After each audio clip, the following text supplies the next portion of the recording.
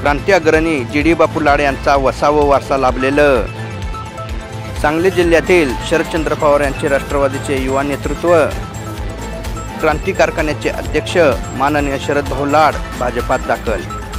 कोणत्या कारणासाठी राष्ट्रवादी सोडून भाजपात केला प्रवेश?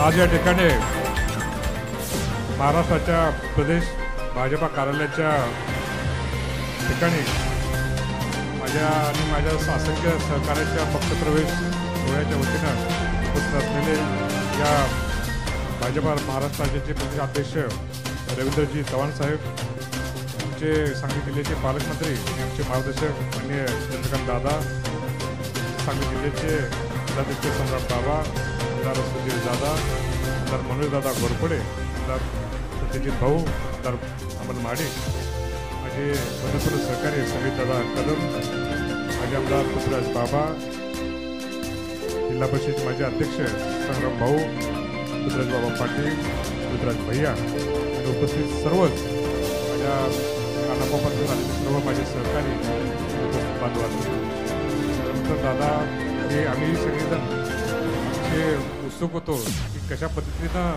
प्रवेश सोहळा होतोय।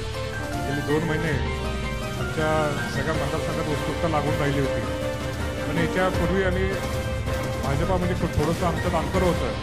त्याची सुरुवात आमच्या लोकसभेपासून झाली आणि माझे बंधुले मित्र समीर दादांनी ज्यावेळेला आपल्या महाराष्ट्राचे मुख्यमंत्री देवेंद्रजींच्या बरोबर भेट घडवून दिली, त्यामुळे त्यांचं कार्य, त्यांची कार्यकुशलता आणि त्यांचं विजन याच्यावर आम्ही सगळेजण प्रभावित झालो। जो भाजपाने आमच्यामध्ये अंतर होतं ते कमी झालं आणि आम्हाला आणि युवकाला देखील आशा वाटू लागली की देवेंद्रजीसारखा दृष्ट नेता या भाजपाला लाभला आहे आणि त्यांच्या पाठीमागे देखील आपण कुठेतरी जावं, या युवकांना नवीन दिशा मिळावी। कारण समितीने सांगितलं की समितीदादा ज्यावेळेला त्यांच्याबरोबर आले पण ते परत बाजूला गेलेच नाहीत, म्हणजे दृष्ट नेतृत्व आज महाराष्ट्राला लाभले। निश्चितपणानं आमचा युवक आणि आमच्या पोलीस कडेगाव खानापूर तालुक्यातले सगळेच युवक आज भाजपाकडं आशेनं वाट बघतायत की कशा पद्धतीनं विकास व्हायचा पाहिजे।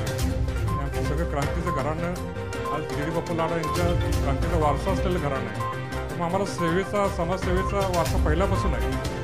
पण देवेंद्रजीच्या मार्गदर्शनाखाली त्यांच्या नेतृत्वात काम करत असताना त्यांच्या भाजपाच्या नेतृत्वाखाली खांद्याला खांद्या लावून लढू आणि निश्चितपणानं दोन्ही तालुक्यामध्ये भाजपचा झेंडा कसा फडकवत राहील, एक दिलानं एक दुर्गीनं बाबा सगळी होते बरोबर काम करू असा आशावाद त्यांनी व्यक्त करतो। त्यानंतर आम्ही 2 संधीवरचं काम करतोय, पण आम्हाला सगळं माहीत आहे संघटनाचा अनुभव मोठा आहे, त्यामुळे त्यांनी देखील आम्हाला मार्गदर्शन करावं पोहोचलं पाहिजे। संघटन असंच नाही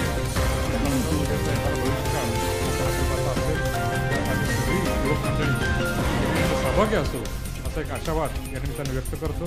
पुन्हा एकदा आपल्या सगळ्यांचं मनापासून स्वागत करतो आणि भाजपाच्या या प्रवेशाबद्दल मला या संधी दिल्याबद्दल चव्हाणसाहेब असतील, चंद्रकांत दादा असतील, समीर दादा असतील, सगळ्यांचं मनापासून आभार व्यक्त करतो। धन्यवाद।